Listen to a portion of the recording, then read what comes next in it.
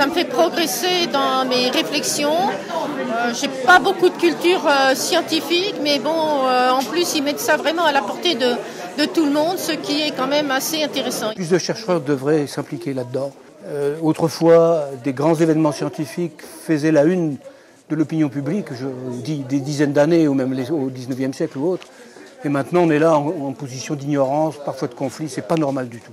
Et la faute en revient en partie aux chercheurs, il faut bien le dire. Il faudrait que les journalistes arrivent aussi à faire le pendant de ce qui est spectaculaire et ce qui est moins spectaculaire, comme ce genre de débat de ce soir, mais qui est très intéressant pour l'opinion générale, pour l'opinion publique, et il faudrait que ça soit vu par un très grand nombre. Tout m'a intéressé, l'homme de Cro-Magnon et l'homme de Néandertal, bien sûr, les lapins, les lapines,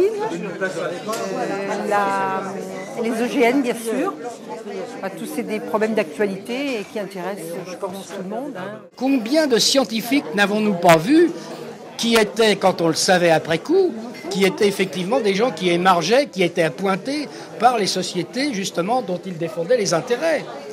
Bon, alors, attention, madame, je ne suis pas en train de dire ça de nos trois intervenants de ce soir.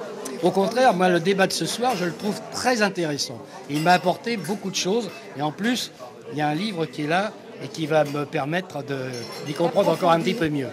Compte tenu de ce que nous faisons à Génopôle, c'est-à-dire la recherche en génétique, la thérapie génique, même parfois des OGM, demain la biologie de synthèse, il est essentiel que Génopôle soit un endroit où on ait comme ambition de faire en sorte que ce dialogue s'instaure. Alors moi j'y trouve un grand plaisir parce que ça me force à exprimer mes idées avec clarté. Ma hantise c'est que mon langage de chercheur ne soit pas compris. Je ne suis pas sûr d'ailleurs que j'arrive à régler ce problème, mais pour moi c'est très important d'arriver à dialoguer avec des personnes qui à la fois sont passionnées et en même temps ne connaissent pas forcément toutes les arcanes de nos métiers.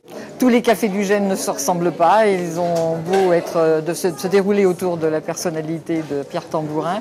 Je dirais que c'est comme les fameuses cellules souches, vous savez, qui sont polies, je ne sais plus le terme exact, mais qui sont capables de refaire un cœur, de faire un bout d'intestin.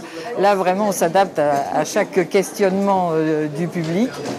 Et moi, à chaque fois, c'est une tranche de vie, c'est un peu le roman de la vie. Alors, j'apprends des choses, mais je reste sur ma faim. En conclusion, j'ai envie d'en voir un autre pour en apprendre un peu plus. Ce que j'ai admiré, c'est la façon simple dont les choses nous sont présentées.